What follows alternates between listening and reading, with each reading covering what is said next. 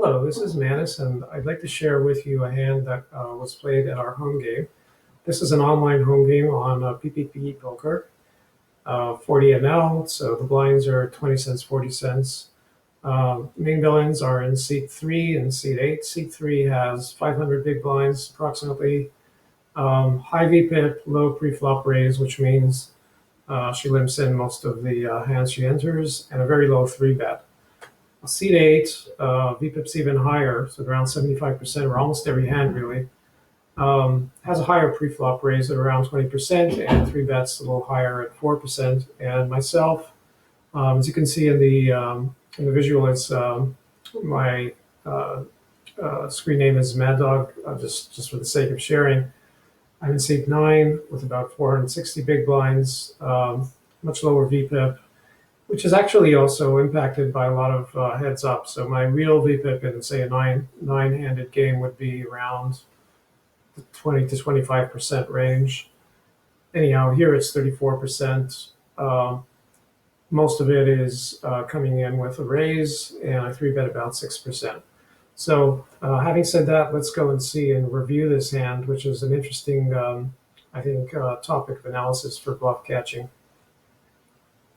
All right, so let's step into the hand.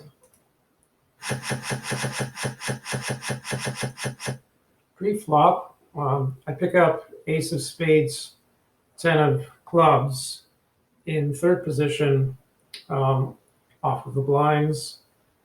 And this will be typically a raise on this table. I might consider folding this on more aggressive formations. So I raise it up to 4x and get a bunch of calls.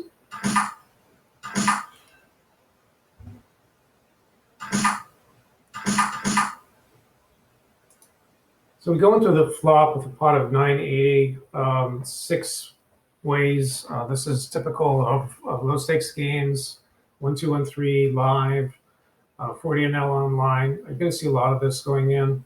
Not an ideal situation for me here, given my position. There are 3 people that actually have position on me. So I'm really going to have to win this hand through either making my hand or bluffing. It's going to be hard to bluff 5 people. Luckily, the flop comes good for us. It checks to me, and I decide to check it through, opening up the opportunity for people to bluff into it. I could be dominated by other hands if I bet and get raised, so I'm perfectly happy to see this through at least one street of checking and to extract value on later streets. Don't have to push my equity too early. Seat 3 bets. This is a typical action on her part, perhaps perceiving weakness on my not continuing on this flop. She does donk raise a lot of hands. And seat 8 re-raises 2.5x. And I might consider folding here, except that with history between him and seat 3, he may be just trying to push her off of this.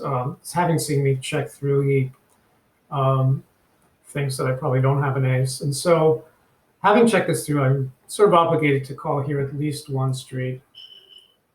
I'll make the call. And C3 calls as well.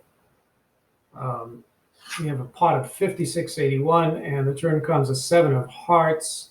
Seat 8 checks, and I check it back, and C3 checks, and then the river comes a 9 of diamonds, and checks through again, and we win the spot. Notice we don't know what C3 had. The software folded mucked her hand. Seat 8 had 5 of clubs, 4 of diamonds, so really no equity. It was on a pure bluff. But this is typical of a lot of these runouts where you're going to see stabs on the flop, and then the board sort of stays dry. Nobody's really picked up anything they can continue to bluff with here effectively. Once I've made the call on the flop, kind of the gig is up, the jig is up, and we win a nice hand.